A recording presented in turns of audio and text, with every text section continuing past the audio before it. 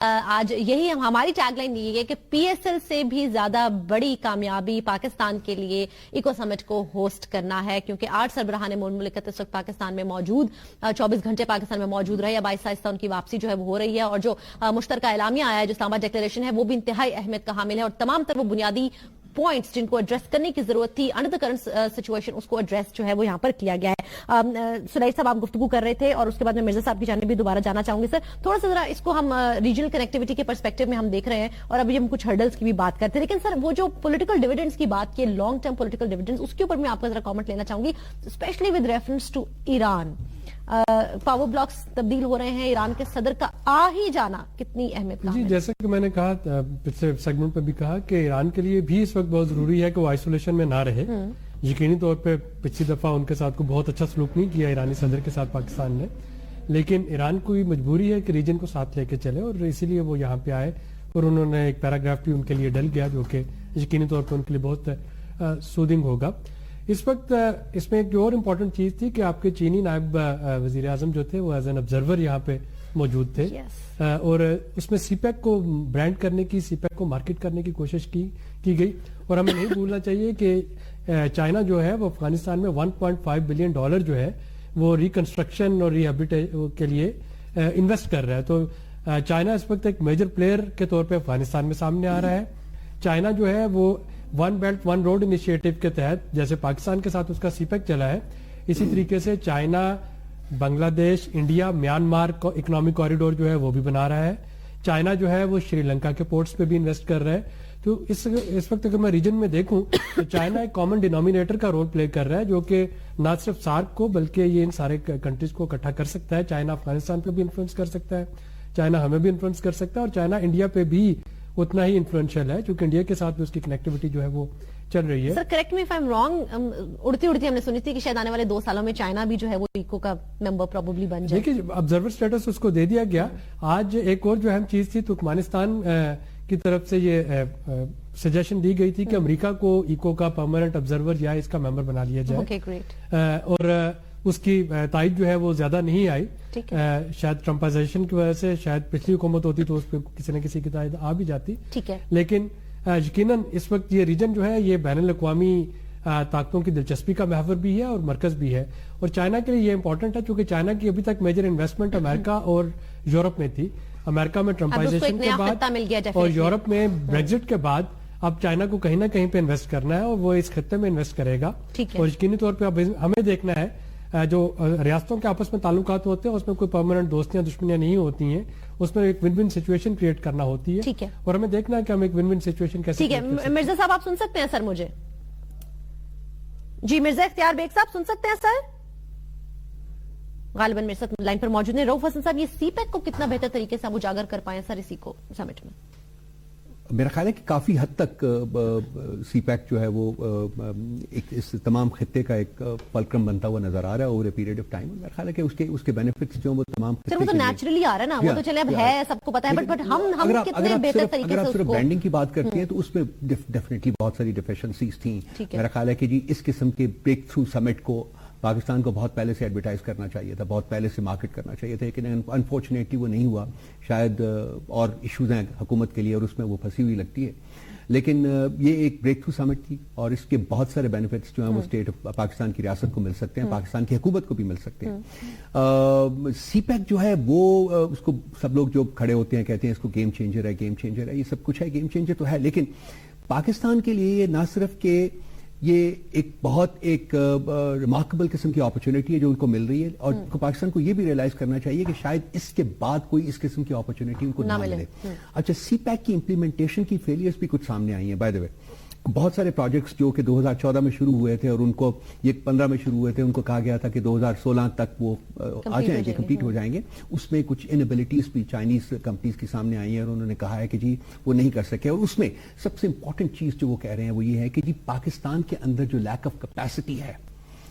At various levels, بہت various levels کے اوپر، وہ آپ لیبر کے لیول کے اوپر لے لیجئے، ٹرانسپورٹ کے لیول کے اوپر لے لیجئے، ایکسپرٹیز کے لیول کے اوپر لے لیجئے، جو بیوروکریسی کے جو انہوں نے ایک ازدہا سا کریٹ کیا ہوا ہے، ان ساری وجوہات کو کمبائن اگر آپ کریں تو اس کی وجہ سے جو سی پیک کے جو پروجیکٹ اس وقت تک امپلیمنٹ ہو کے آپریشنلائز ہو چکے ہونے تھے وہ بھی نہیں ہوئے, اور اب چائنیز اتھارٹیز نے کہا ہے کہ شاید ہم ان کو 2018 تک بھی مکمل نہ کر سکیں. سو دیر از اے ریزن کہ ہم اندر دیکھیں اور ہم دیکھیں کہ یہ اپرچونٹی جو پاکستان کی طرف آئی ہے, اور یہ اس کو آپ کنیکٹ کریں اس کے ساتھ کہ جی ایم او یو سائن کر دینا اور فالو اپ نہ کرنا. اب یہ تو ایک مٹیریل چیز آپ کے پاس پڑی ہوئی ہے نا, تو حکومت پاکستان کو چاہیے تھا کہ اپنی تمام تر سخت, اپنی تمام تر انرجی, اپنی تمام تر جو انیشیٹوز تھے وہ اس کی طرف لگا کے یہ کرتی کہ جو اس کے اہداف ہیں ان کو مکمل طور کے اوپر ایفیشینٹلی حاصل کیا جاتا ہے. آپ کچھ ایڈ کرنا چاہ رہے تھے بفور میں یہ پرسنل ان پٹ کی بیسس کے اوپر آپ سے یہ عرض کر رہا ہوں کہ دو چیزیں, ایک تو جو انرجی پروڈکشن کے جو کیپیسٹی اس وقت تک حاصل کی جانی چاہیے تھی, اور انفراسٹرکچر ڈیولپمنٹ پروجیکٹ میں بہت بڑا پروجیکٹ تھا جو کہ سکھر ملتان ہائی وے ہے, وہ آلریڈی 7-8 مہینے ڈیلے ہو چکی ہوئی ہے, وہ ابھی پریپیریٹری سٹیج کے اوپر سے گزر رہی ہے, اور میرا خیال ابھی اس کی شاید ابھی کنسٹرکشن جو ہے انہوں نے شروع کی ہے. سو اس میں فیکچوئل حقیقت ہے کہ جو پروجیکٹس ہیں وہ شاید ہم جو اہداف ہیں وہ وقت کے اندر جہاں کہ انہوں نے انویزج کیا تھا شاید ہم حاصل نہ کر سکیں, لیکن ٹھیک ہے چل رہا ہے. ہم یہ نہیں کہتے کہ خدا نخواستہ بہت زیادہ ایشوز ہیں, لیکن ایشوز موجود ہیں, اور کوشش یہ ہونی چاہیے کہ یہ چھوٹے موٹے ایشوز جو ہیں ان کو بھی مت رہنے دیا جائے تاکہ تمام اہداف جو ہیں ہم سی پیک کے, چونکہ عابد صلاحی صاحب جو ہیں وہ بالکل اس وقت ان تمام چیزوں کے سینٹر میں موجود ہیں اور ایگزیکٹلی جانتے ہیں کہ کہاں تک کیا پہنچا ہے, کتنا کچھ ہو رہا ہے. سر اب یہ دیکھیں کچھ پرابلمز جو ہیں وہ گورنمنٹ کی بھی ہوتی ہیں, بغیر نام لیے کہ کن میں حکومت پھنسی ہوئی ہے, لیکن حکومت پھنسی ہوئی ہے, حکومت کی کچھ مجبوریاں بھی ہیں, اور یہ آخری 1-1.5 سال حکومت کے پاس موجود ہے. پھر سی پیک جیسا امپورٹنٹ ایشو بھی ہمارے سامنے ہے, پھر ہم ریجنل کنیکٹیوٹی کی بھی بات کرتے ہیں. آپ کو لگتا ہے کہ چیزیں آلریڈی جہاں ڈیلے کا شکار ہو رہی ہیں وہاں پہ اس کم وقت کے اندر جہاں پر 10 اور ترجیحات بھی آپ کی ہوں گی, اور آپ نے اپنی اسکن بھی سیو کرنی ہے, اور آپ نے اور مسائل کو بھی دیکھنا ہے, گورنمنٹ میں اتنی کیپیسٹی ہے کہ وہ یہ کر پائے؟ دیکھیں سی پیک کو ہم نے اوور سیل کیا ہے. سی پیک کو 1-2 سال کا پروگرام نہیں ہے, سی پیک ایک لانگ ٹرم پروگرام ہے 15 سے 20 سال کا, اور یہ یقینی طور پہ 15 سے 20 سال کا جو ہے اس میں ساری چیزیں ہو رہی ہوں گی, لیکن اگر ہم یہ سمجھیں کہ 2018 تک اس میں کوئی سبسٹینشیل چیزیں آ جائیں گی تو وہ نہیں ہوں گی. رہا بات لوڈ شیڈنگ کا, لوڈ شیڈنگ جو ہے وہ آپ کو اس میں کمی نظر آئے گی بتدریج, چونکہ ہمارا جو پرابلم ہے پاکستان میں وہ جنریشن کیپیسٹی کا نہیں, ہمارا پرابلم تھا افورڈیبل الیکٹریسٹی دینے کا. اور کوئی بھی حکومت جب الیکشن میں جائے گی فرنس آئل امپورٹ کر کے وہ دھڑا دھڑ بجلی پیدا کرتی جائے گی, اس کے بعد اگر ڈیفیسٹ آتا بھی ہے, اس وقت حکومت ڈیفیسٹ افورڈ کرنے کی پوزیشن میں ہے چونکہ آئی ایم ایف پروگرام میں نہیں ہے. جب تک آئی ایم ایف پروگرام میں تھی آپ اپنے آمدنی اور اخراجات میں خاص حد سے زیادہ نہیں جا سکتے تھے. اب یہ والا جو سال ہوگا کیا مکمل طور پر آئی ایم ایف کے باہر آ گئے؟ نہیں, وہ کمپلیٹ ہو گیا نا, وہ جو لون تھا اس کا وہ کمپلیٹ ہو گیا. اب وہ پوسٹ پروگرام کچھ مانیٹرنگ تو ہوگی, لیکن ایز سچ وہ جو ان کی کنڈیشنلٹیز تھی وہ اس طریقے سے نہیں ہوں گی. تو اب حکومت اگر اس پہ اسپینڈنگ سپری پہ جانا چاہے گی تو یقیناً جائے گی. کوئی بھی حکومت ہو جب الیکشن سے پہلے سال ہوتا ہے اس میں پولیٹیکل ریزن کی وجہ سے بہت سی اسکیمز بھی اناؤنس کی جاتی ہیں, بہت سے اخراجات بھی ہوتے ہیں, اور الیکشن سے 5-6 مہینے پہلے میری جو اس وقت ہے پھر وہ آنے والے آ کر رولر ڈالتے ہیں کہ اتنا چھوڑ گئے ہمارے, تو میرا جو ہنچ ہے کہ اس میں لوڈ شیڈنگ پہ کافی حد تک قابو پا لیا جائے گا چونکہ جنریشن ہو رہی ہوگی. اب جب ہم سی پیک کی طرف دوبارہ آتے ہیں تو سی پیک میں ابھی بھی کچھ چیزیں ifs اینڈ بٹس میں ہیں, ابھی بھی پرائیویٹ سیکٹر کی جو انگیجمنٹ ہے وہ اس طریقے سے ہمیں نہیں پتا ہے. ابھی بھی ہمیں نہیں پتا کہ مختلف چیزوں کی موڈیلٹیز جو ہیں وہ کیا ہوں گی, اور جب ہم اس کو آگے سیل کرنا چاہیں گے تو پھر میں دوبارہ اسی پہ آؤں گا کہ افغانستان کے ساتھ جب تک ہم راہداری نہیں کھولتے ہیں سی پیک آگے نہیں جا پائے گا. اس پہ یہ تو ہو سکتا ہے کہ ہم ایران کے ساتھ اتنے اچھے تعلقات بنا لیں کہ گوادر اور چاہ بہار جو ہیں یہ سسٹر پورٹس بن جائیں اور اس سے آپ کو مل کے کچھ کر سکیں. لیکن اگر آپ لینڈ روٹ کی بات کرتے ہیں to these land lock countries تو اس کے لیے ہمیں فوری طور پہ افغان پالیسی اور انڈیا پالیسی ان کو 2 علیحدہ ڈائمینشن میں دیکھنا ہوگا. انڈیا کے ساتھ آپ جیسا بھی کریں, افغانستان کے ساتھ آپ کو علیحدہ دیکھنا ہوگا. اور ابھی اگر ہم انڈیا کو دیکھیں, انڈیا نے ایک بڑا عقل مندی کا فیصلہ کیا, جو ٹرانسپورٹ ایگریمنٹ تھا سارک میں وہ نہیں ہو پا رہا تھا. بنگلہ دیش, بھوٹان, انڈیا اور نیپال انہوں نے ٹرانسپورٹ ایگریمنٹ کر لیا. ان 4 ملکوں میں اب ٹرانسپورٹ موٹر وہیکل جو ہے وہ آ جا سکیں گی. 2 اس میں سارک میں آلریڈی جزیرے تھے وہ اس میں ریلیونٹ نہیں رہے, پاکستان اور افغانستان علیحدہ رہ گئے ہیں صرف اس میں. تو انڈیا بڑے طریقے کے ساتھ سارک سے آپ کو باہر نکالتا جا رہا ہے. اب اگر ہم اپنے مغربی طرف دیکھنا ہے مغربی ہمسایوں میں تو پھر یہاں پہ ہمیں کوشش کرنا ہوگی کہ جیسے بھی ہو ہم اپنے تعلقات ان ہمسایوں سے بہتر کریں تاکہ اس وقت ہم لوزنگ اینڈ پہ نہ رہیں. تو سر یہ جو انڈیا سینٹرک افغان پالیسی ہے ہماری, ہم ایک طرف بات کرتے ہیں کہ جو افغانستان تو ایک آزاد ملک, مطلب اوکے فائن اٹ از, لیکن جو صورتحال ہے ان کی وہ ایک آزاد خارجہ پالیسی کے متحمل نہیں ہو سکتے. لیکن ہم تو ایک آزاد خارجہ پالیسی کے متحمل ہو سکتے ہیں, ہم تو ایک اپنی اسٹریٹجک ایک سیکورٹی پالیسی کے تحت ایکٹ کر سکتے ہیں. ابھی تک بھی ہم کیوں اسی پرانی سوچ میں اور انڈیا سینٹرک افغان پالیسی کو لیڈ کر رہے ہیں؟ دیکھیے اس پہ ایک چھوٹی سی بات جو کہ عابد صاحب نے کی ہے, میں اس کو تھوڑا سا آگے بڑھانے کی کوشش کروں گا. دیکھیے اگر ہم صرف ویسٹ کے اوپر کانسنٹریٹ کریں گے اور ایسٹ کو ہم بھول جائیں گے, جیسا کہ لگ رہا ہے کہ شاید ہم بھولنے کی کوشش کر رہے ہیں, تو ہماری بہت اسٹریٹجک ریلیشن شپس ہیں وہاں. سری لنکا کے ساتھ مثلاً, جس زمانے میں نیپال کے ساتھ ہماری بڑی اسٹریٹجک ریلیشن شپ تھی. بنگلہ دیش تو ہم نے لوز کر دیا, اور یہ بڑی انویسٹمنٹ ہے ہماری وہاں, بہت انویسٹمنٹ ہے, بہت سالوں پہ محیط ہے وہ انویسٹمنٹ, ہم ان کو بھول نہیں سکتے. اور الٹیمیٹلی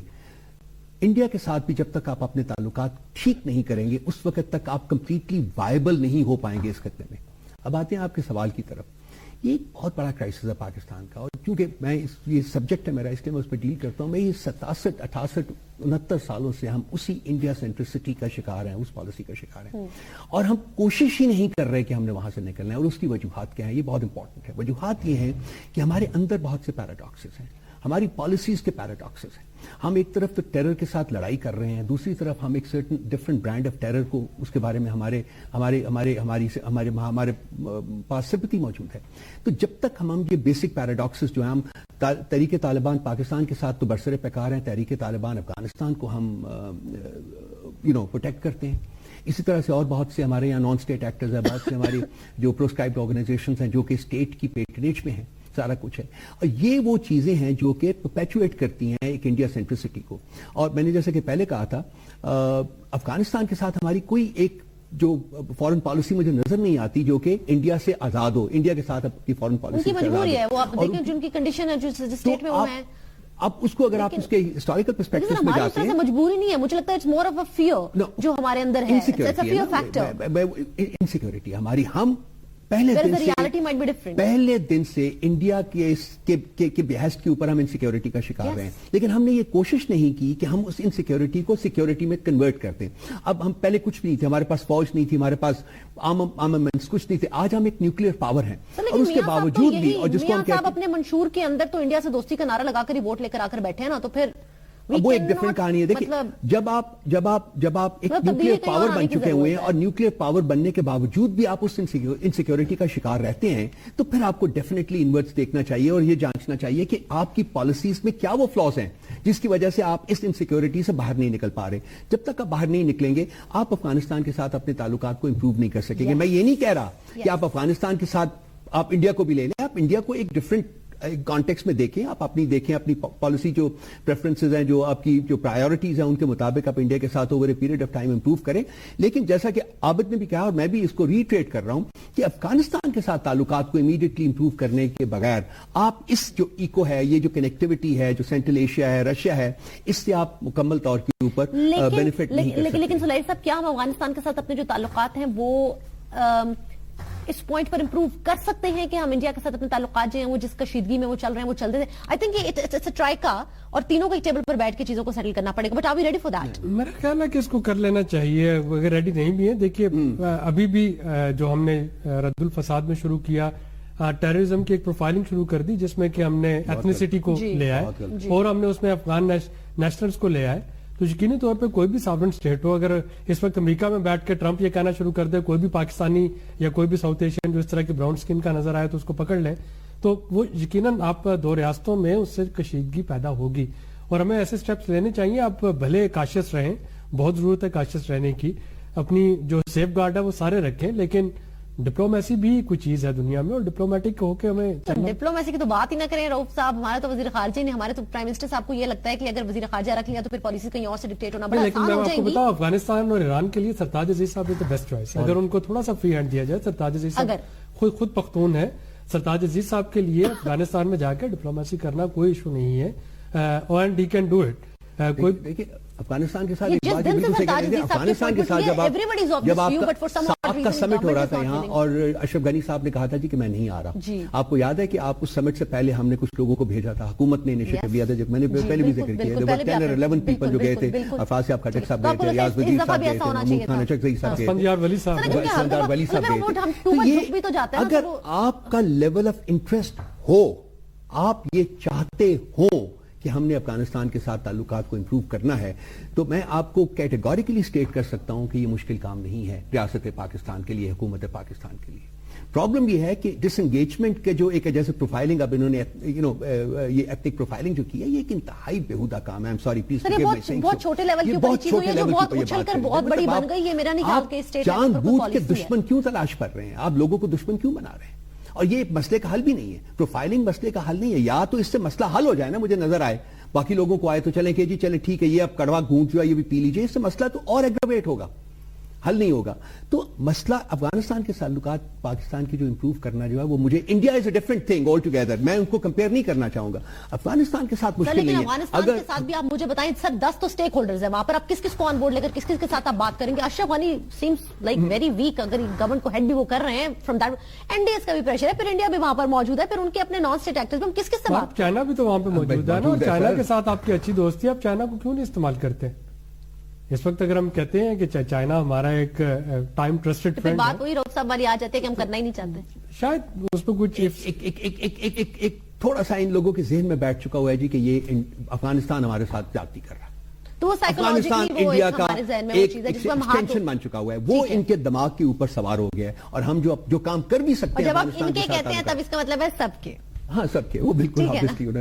میں کسی کو ایکسکلوڈ نہیں کر رہا, میں تو ریاست پاکستان کی. لیکن آخری minute sir, due credit to the government of Pakistan میرے خیال سے for not only organizing this but اتنی سیویئر سیکورٹی تھریٹس میں بھی کر لینا میرے خیال سے بہت بڑی اچیومنٹ ہے. جی, اور یقینی طور پہ اب اس کے ثمرات کو آگے لے جانا جو ہے اور اس کو کیسے مٹیریلائز کرنا ہے that would be a challenge, لیکن اس کا یہاں پہ ہو جانا جو ہے یہ ایک بہت بڑی کامیابی ہے. And credit should be given to all stakeholders جنہوں نے بھی اس کو کرنے میں اس کو کامیاب کیا. ڈاکٹر صاحب تھوڑا سا کریڈٹ آپ بھی دے دیں. میں اس کو اسی کو کہوں گا کہ جی اس کو آگے لے جانا وہ پاکستان کی ریاست کے لیے سب سے بڑا چیلنج ہے. جو ہو گیا وہ تو ہو گیا, لیکن آگے وہی بات جو ہم شروع میں کر رہے ہیں کہ ایم او یوز تو سائن ہو جاتا ہے, لیکن اس کے باوجود جو اصل طریقے سے ناظرین جو سامنے آنا ہوتا ہے وہ فالو اپ کی صورت میں سامنے آنا ہوتا ہے, اور ہمارے ملک کا تو ایک وزیر خارجہ وہ بھی نہیں ہے. سب تعریف بہت کرتے ہیں سرتاج صاحب کی, لیکن وہ جو فری ہینڈ دینے کی بات کی جا رہی ہے وہ فری ہینڈ نہیں دیا جاتا ہے فار سم آڈ ریزن, اور اس کے پھر جو نتائج ہے وہ سب کے سامنے آ جاتے ہیں. بہرکیف افغانستان کے